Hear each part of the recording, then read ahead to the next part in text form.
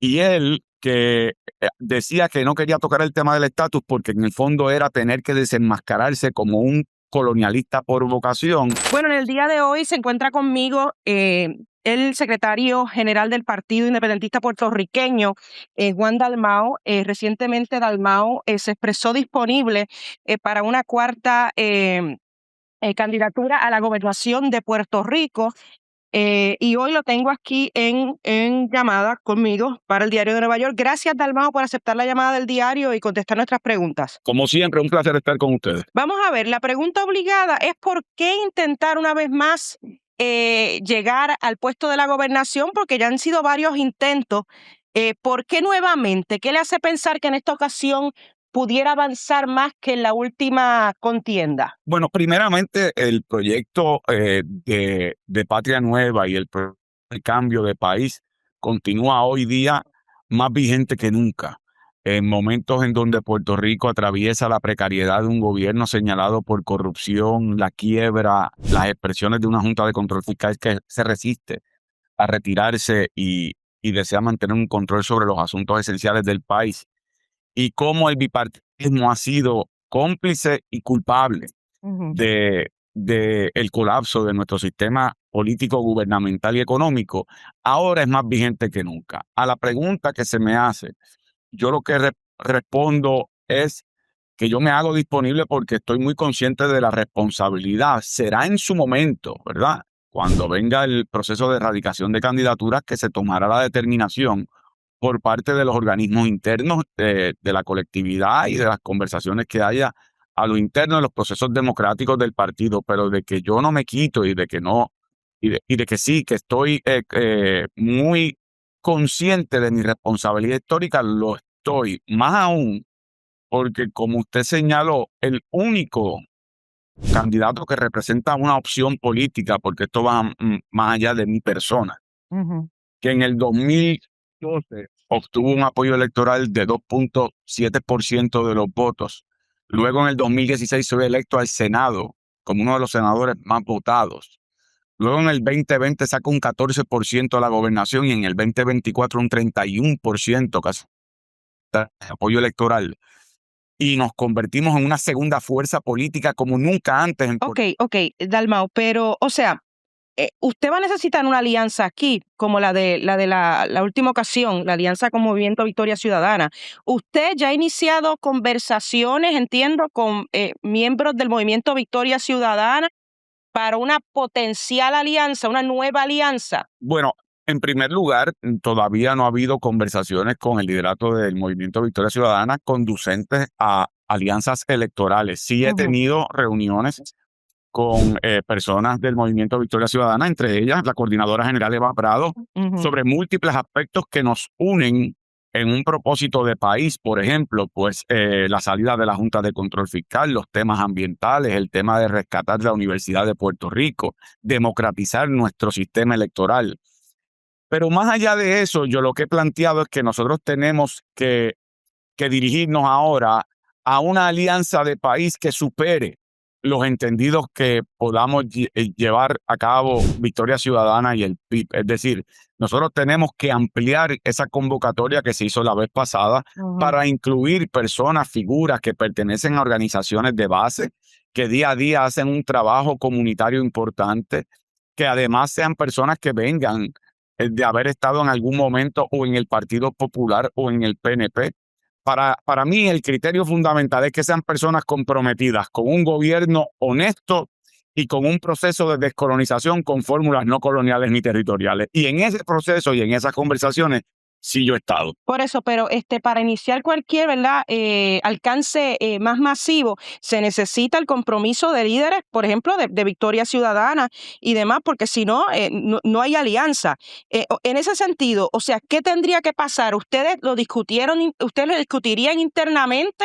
¿Qué tendría que pasar para que finalmente esto ocurra de nuevo? Bueno, lo que tiene que ocurrir en primer lugar es que estas conversaciones no son forzadas, son conversaciones que van surgiendo en la marcha. Eh, Quedan 2 años y 4 meses para las próximas elecciones.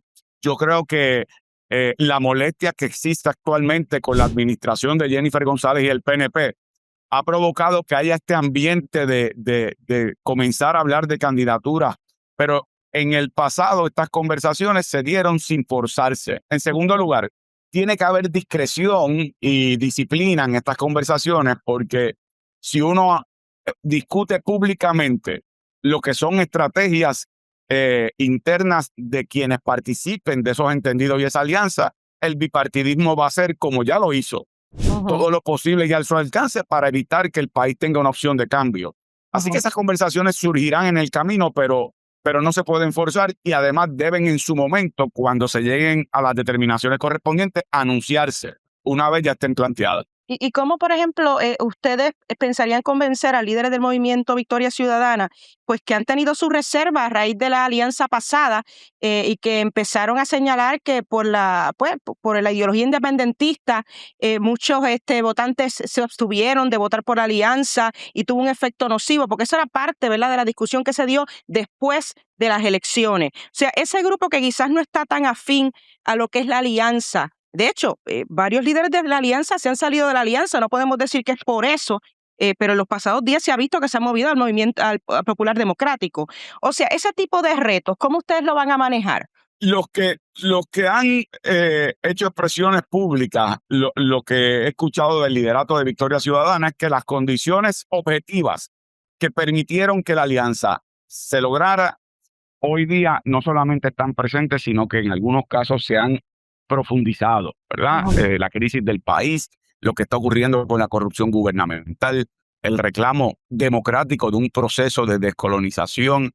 Así que yo pienso que las condiciones son propicias para alcanzar esa alianza. Luego de la pasada elección, la alianza triunfó enormemente con el resultado electoral. En primer lugar, convertimos la candidatura a la gobernación en una segunda fuerza política determinante. Además de eso, el candidato a la alcaldía de San Juan, Manuel Natal, aumentó los votos y también se colocó al borde de un triunfo en la ciudad capital. El día de las elecciones, precintos representativos como el precinto 2, el precinto 3, el precinto 4, se ganaron por candidatos de la alianza. Claro, luego bajaron los votos irregulares que han sido señalados y eso costó la elección. Pero yo creo que la alianza puede reclamar un triunfo que no dejaba de ser un esfuerzo que por primera vez se estaba realizando en Puerto Rico y que las complejidades de un código electoral antidemocrático hicieron del proceso uno con enormes retos. Debemos aprender de esos retos y de ese proceso para fortalecernos aún más de cara al futuro. Pero usted ha discutido, por ejemplo, con Eva Prado y con los líderes que se han reunido, la posibilidad o el riesgo de que Movimiento Victoria Ciudadana nuevamente pueda perder su franquicia en caso de una nueva alianza, porque eso fue una discusión grande también después del proceso. En las conversaciones que yo he tenido con Eva Prado, no hemos hablado sobre entendidos electorales de cara a una alianza.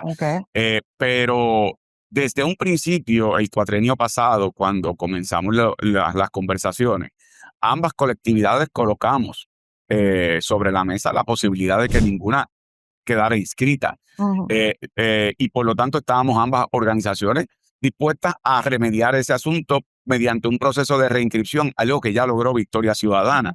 Así que yo creo que eso palidece al lado de lo que es más importante. El PIB y Victoria Ciudadana no estaban compitiendo entre sí. Nos ofrecimos en unos apoyos mutuos para que el país tuviera una opción de cambio y logramos que esa expresión de país se lograra. Dalmau, ¿usted ha medido la ventaja o desventaja que usted pudiera tener frente a candidatos como Pablo José Hernández? Porque se repite constantemente que él va a ser el candidato del Partido Popular Democrático a la gobernación y muchos entienden que tiene bastante potencial de avanzar en esa gesta, si acaso finalmente fuera la candidatura. ¿Usted ha medido cuál sería las oportunidades suyas frente a candidatos, por ejemplo, como Pablo José? Yo estoy preparado para cualquier candidato o candidata que se postule en las próximas elecciones.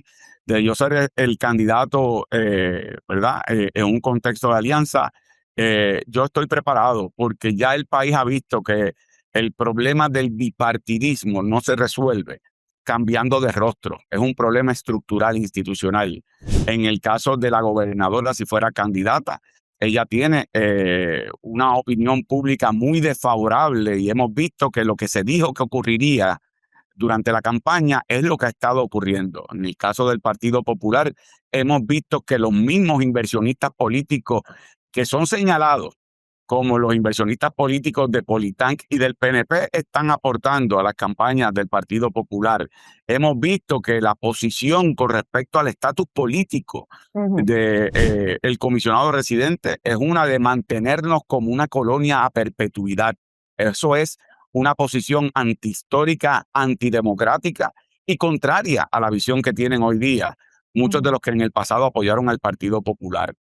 Y lo otro es que en los temas sociales importantes, como lo son en el caso de Puerto Rico, como Esencia en Cabo Rojo, lo que es la defensa de la Universidad de Puerto Rico, lo que es confrontar a la Junta de Control Fiscal, en esos temas, el candidato Pablo José Hernández, si fuera candidato, tiene las mismas posiciones que tienen Jennifer González, Tomás Rivera Chats y Miguel Romero, candidatos del PNP. Dalmao, varios líderes del PNP que defienden a Jennifer González dicen que todavía es reelegible y plantean que más allá de lo que se discute de los escándalos y demás, ella está muy conectada con los PNP, más allá de San Juan, que hace ese trabajo, ¿no?, de base y que pudiera, o que es reelegible, ¿no?, para las próximas elecciones. Si acaso, ¿verdad? Depende de qué va a pasar ahí, si hay primarias o no, pero por lo menos se dice eso. ¿Qué a usted le parece? Hay una frase muy común que cuando los mafiosos se pelean, como cada cual sabe dónde escondieron mutuamente los cadáveres y saben a quiénes le robaron, suelen ser las guerras más cruentas. Y cuando uno ve lo que está ocurriendo en el PNP, los señalamientos principales de críticas a Jennifer González están surgiendo del PNP porque cada cual se conoce cuáles son las deficiencias, los actos de corrupción, los beneficios a inversionistas políticos y a la camarilla de la casa. Y por eso es que cuando Jennifer González recibe ataques del Senado, ella hace ataques contra el presidente del Senado, que son de la misma naturaleza. Así que en ese aspecto yo estoy convencido, no solamente de que Jennifer González no es reelegible, sino que volvemos al tema de que meramente sacar a una persona por poner a otra es como querer curar una enfermedad mortal con aspirina. Y el problema de fondo que tiene Puerto Rico ha sido el bipartidismo, que con sus estructuras se parecen y son como gemelos separados al nacer, en donde reciben dinero de los mismos inversionistas políticos que luego pasan factura y pretenden dominar la política pública en Puerto Rico. Por eso hace falta un gobierno honesto. Oiga, Dalmao, usted sabe que durante la campaña pasada, en el que usted obtuvo un buen lugar en esa lista a la gobernación, parte del discurso fue, porque aunque usted diga que no defiende en términos de descolonización una fórmula, ¿verdad?, específica en términos de cualquier proceso de descolonización, sabemos que usted es independentista y demás, y parte de los ataques de populares y PNP fueron los vínculos con gobiernos en Cuba, Venezuela, y por ahí empezó los ataques, ¿verdad? Y muchos de los votantes pues simplemente no comulgan con los ideales. ¿Cómo usted piensa convencer a esos electores de que usted es el candidato adecuado, ¿verdad? Independientemente de, ¿verdad?, que usted pues comulga con la independencia, etcétera, etcétera? Porque el discurso del socialismo, comunismo fue bien fuerte durante la pasada campaña. ¿Qué usted piensa hacer en esa dirección? ¿Cómo responder a eso? Bueno, lo importante es que el país comprenda que durante más de 50 años en Puerto Rico ha habido gobiernos populares, ha habido gobiernos PNP, y ni los populares han logrado avanzar un proyecto de un ELA mejorado, agrandado o fuera de la cláusula territorial, ni el PNP ha sido capaz de adelantar una agenda a favor de la estadidad. Por eso es que yo planteo y subrayo que mi compromiso es con un proceso democrático de descolonización, con una asamblea de estatus entre fórmulas no coloniales ni territoriales. En ese otro proceso, que no es lo que se decide el día de las elecciones, en ese otro proceso yo defenderé naturalmente lo que creo es mejor para Puerto Rico, la independencia como un mecanismo democrático para integrarnos al mundo económicamente, políticamente, culturalmente. Pero en las elecciones generales lo que se escoge es quién va a gobernar, quién viene a limpiar la casa y quién tiene verdaderamente una voluntad descolonizadora. Lo otro, como usted señala, es parte ya de una narrativa del cuco, ¿verdad? De utilizar el miedo como una herramienta política que obviamente a falta de propuestas específicas se utilizó por parte del liderato popular y PNP para tratar de vincularme a mí sobre sistemas que nada tienen que ver con Puerto Rico ni conmigo. Por eso insisto, la vocación democrática que ha tenido el PIB de participar en elecciones, de tener fe en el país, de que en su momento tome una determinación democrática correcta, nos ha llevado a participar por 80 años de elecciones que aún sin haber sido electos a la gobernación, nos seguimos proponiendo en la fe y la esperanza de que el país en su momento daría ese paso y ya hemos visto que ha comenzado a darlo. Dalmao, usted menciona a Pablo José Hernández y recientemente encabezó un conversatorio acá en Washington en el que invitó un profesor, David Refbani, para indicar que Puerto Rico no es una colonia. ¿Qué a usted le parece esa movida? Que todavía hay personas que piensan que Elvis Crespo que Elvis Presley y que Michael Jackson están vivos. Pues hay excéntricos que piensan así, pero la realidad jurídica y política es que Puerto Rico fue una colonia bajo España, ha sido un territorio y una posesión de los Estados Unidos desde 1898. Fuimos cedidos por el Tratado de París. La jurisprudencia del Tribunal Supremo de los Estados Unidos nos coloca dentro de los poderes plenarios del Congreso por ser un territorio no incorporado de los Estados Unidos. Y recientemente la ley promesa y los casos que se han llevado al Tribunal Supremo han revalidado la idea de que Puerto Rico es una posesión de los Estados Unidos. Quien hoy día pretenda decir que Puerto Rico no es una colonia, de nuevo, es como el que piensa que Elvis Presley todavía está vivo. Pero Dalmau, entonces, ¿cuál es la intención de Pablo José Hernández con ese tipo de evento? Si no es cierto, es lo que él está diciendo y no está reflejando la realidad de Puerto Rico, ¿qué está buscando Pablo José Hernández con ese tipo de evento? Yo creo que él lo que busca es manipular la opinión pública, incurrir en un acto de corrupción intelectual y de tratar de encubrir lo que ya para todo el mundo es evidente, que Puerto Rico es una colonia de los Estados Unidos. Así lo ha manifestado la Organización de Naciones Unidas en reiteradas ocasiones. No solamente el Tribunal Supremo de los Estados Unidos así también lo ha expresado, pero también las ramas constitucionales, tanto la rama ejecutiva como el Congreso de los Estados Unidos, y tanto así que actuó imponiendo la ley promesa con una junta de control fiscal cuyos miembros nadie elige, pero que tienen más poder gubernamental y constitucional que las ramas de la Constitución del Estado Libre Asociado. Así que si la intención es manipular al país como antes, cuando se pretendía decir que el ELA no era colonial, bueno, pues es un acto de corrupción intelectual en la que incurre el comisionado residente. Dalmau, usted menciona la ONU, pero también hay otro detalle aquí, es que la ONU, después de esa resolución del 1950, en la que excluyó a Puerto Rico de país, o lo catalogó como un país autónomo a raíz del ELA, no se ha pronunciado sobre eso la Asamblea de las Naciones Unidas. O sea, ¿qué tanto más debería hacer la ONU referente al caso de Puerto Rico? Porque precisamente este profesor, parte de lo que enfoca el discurso es en eso, de que la ONU, ¿verdad?, estableció el ELA como una especie de, no sé si la palabra es estatus, pero es un sistema que tenía cierta autonomía. En el 1953, la determinación que tomó la ONU es que Estados Unidos, como potencia administradora, no tenía que informar sobre los asuntos de Puerto Rico. Sin embargo, nunca dijo que Puerto Rico había venido a su plena soberanía y que había dejado de ser una colonia. Tanto así que luego el Comité de Descolonización, que se crea a finales de la década del 60, cuando se ha reunido, siempre ha manifestado que Puerto Rico es una colonia, ha emplazado al gobierno de los Estados Unidos a tener que asumir su responsabilidad descolonizadora, y la Asamblea General de las Naciones Unidas acoge el informe del Comité de Descolonización con virtual unanimidad. Así que, francamente, ha habido la expresión. Claro, las Naciones Unidas no es un tribunal donde uno, después de que se toma una determinación, envía a los cascos azules a hacer pleito en donde mandan al alguacil a arrestar a una de las partes que incumple. Sin embargo, es una plataforma político-gubernamental que sirve de denuncia y que es parte de esa impugnación histórica que se ha hecho al espejismo de que Puerto Rico no es una colonia. Lo es, y por lo tanto un proceso de descolonización democrático debe ser el camino a seguir.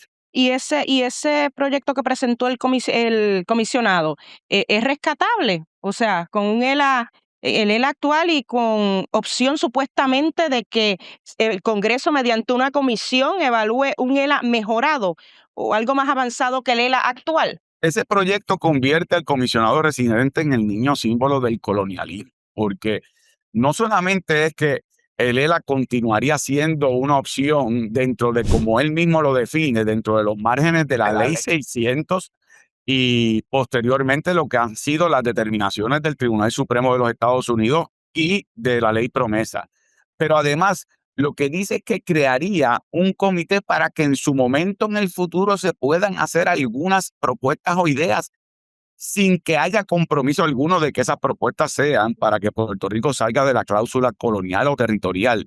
Así que francamente es un proyecto antihistórico y le da la espalda no solamente a la realidad política y jurídica de Puerto Rico ante los Estados Unidos, sino que le da la espalda a electores del Partido Popular que ya tienen una visión de que se debe dirigir un reclamo de autodeterminación y hacia una libre asociación en donde Puerto Rico no esté sujeto a los poderes plenarios del Congreso. En abril, Velázquez indicó al diario que estaba evaluando la posibilidad de una legislación sobre Asamblea Constituyente de Estatus. Tengo entendido que usted ha mantenido reuniones con ellos, se ha comunicado cuándo fue que discutieron, qué le dijo sobre este tema, si algo. Sí, desde las elecciones pasadas y antes.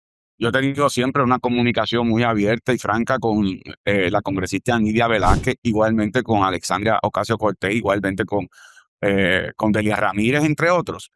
Y las conversaciones que hemos tenido es que el mecanismo idóneo para que Puerto Rico pueda encaminar un proceso de descolonización democrático es una asamblea de estatus como se presentó originalmente en el proyecto que radicaron Nidia Velázquez y Alexandria Ocasio-Cortez.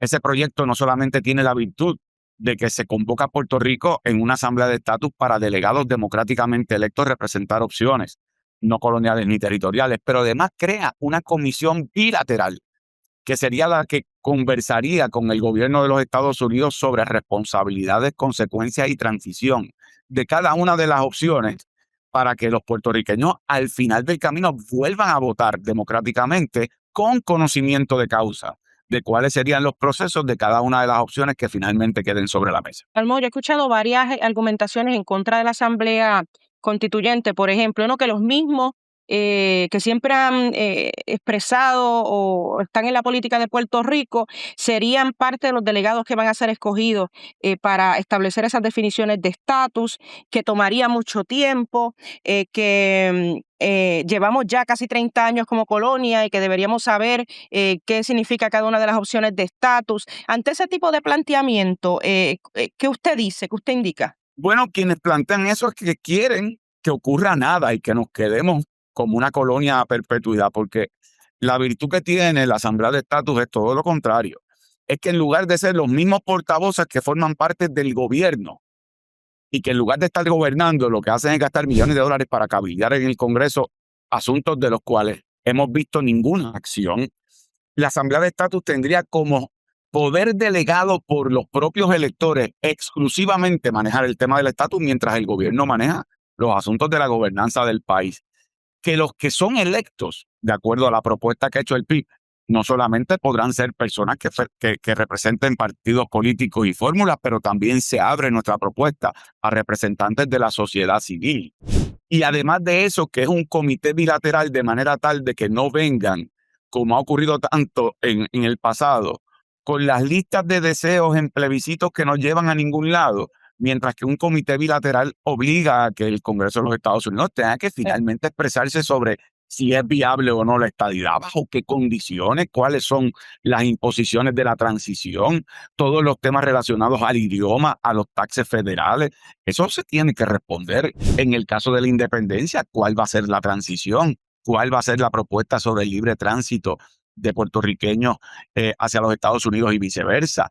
Esos son asuntos que se han discutido en el pasado en proyectos como el proyecto del Senado 712 que se presentó del 1989 al 1991, se vino a conocer como el proyecto Johnston. Ese fue el acercamiento más profundo que ha hecho el Congreso en tiempos recientes y por lo tanto la Asamblea de Estatus es la opción más democrática que tendría como poder delegado de los electores en Puerto Rico el manejar exclusivamente el tema del estatus junto a los Estados Unidos y luego al final los puertorriqueños tomaron una decisión. Pero a usted le consta que se va a presentar un proyecto de ese tipo en el Congreso con base en las conversaciones que usted ha tenido, ¿o no? Bueno, ya se había presentado uno por Lidia Velázquez y Alexandra Ocasio. Eso luego sufrió unos cambios, pero mi esperanza es que así sea. Claro, yo no puedo hablar por las congresistas, pero mi esfuerzo ha sido para que en algún momento ese proyecto se pueda retomar como un referente fundamental de cuál debe ser el camino a tomar en ¿verdad? En este proceso de descolonización para Puerto Rico. Pero le han expresado algunas de ellas que en efecto eso va a pasar, que está en gestión. Bueno, yo he estado haciendo la gestión, pero yo no hablaría por las congresistas, les tocaría a ellas en su momento anunciar la radicación de la medida, si finalmente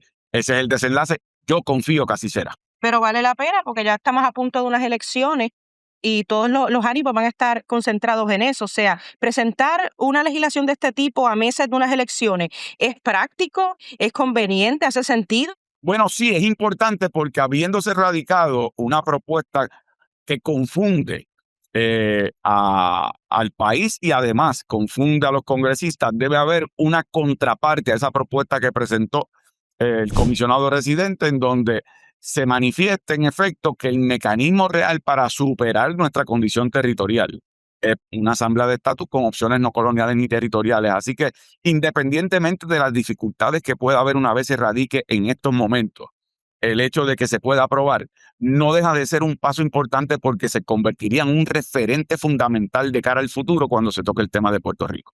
Finalmente, ¿cuál va a ser la posición de la diáspora en su agenda, ¿verdad? En caso de que avance lo que usted me ha estado diciendo de la candidatura y demás, ¿qué posición va a ocupar la diáspora? Porque usted ha dicho que es esencial en temas como la descolonización, pero en este caso, ¿cuál sería la prioridad que se le daría? Mira, yo creo que tiene que haber un espacio abierto porque tratándose de una determinación del pueblo de Puerto Rico, la diáspora es parte del pueblo de Puerto Rico. ¿Bajo qué connotaciones o condiciones? Eso será parte del diálogo que habrá que tener con la diáspora, pero de que no hay duda que la diáspora debe tener una participación en el proceso de descolonización de Puerto Rico. Yo soy fiel creyente de que debe ser así, particularmente porque muchas personas que se encuentran en la diáspora es precisamente como consecuencia de un modelo colonial que ha colapsado y que se han visto forzados a abandonar a su país. Mi esperanza es que esos sectores de la diáspora puedan tener también una participación como parte del pueblo de Puerto Rico. Bueno, ahí escucharon ustedes a Juan Dalmau, secretario general del Partido Independentista Puertorriqueño y que se ha expresado disponible para una nueva candidatura a la gobernación. Dalmau, ¿cómo es posible que el comisionado haya dicho por tantos meses que no le importaba el tema del estatus y presentó ese proyecto del que hemos estado hablando? A su juicio, ¿qué es lo que está ahí detrás? Bueno, yo pienso que el comisionado residente le pasa como el que lo resiste todo menos la tentación. Y él que decía que no quería tocar el tema del estatus porque en el fondo era tener que desenmascararse como un colonialista por vocación, se vio tentado y se precipitó a radicar un proyecto que es precisamente lo que hace retratarlo de cuerpo entero como un defensor de la colonia que ya ha sido repudiada por la mayoría del pueblo de Puerto Rico. Bueno, ahí escucharon. Gracias, Dalmau, por su tiempo. Que tenga buen día. Gracias, María, al igual a usted.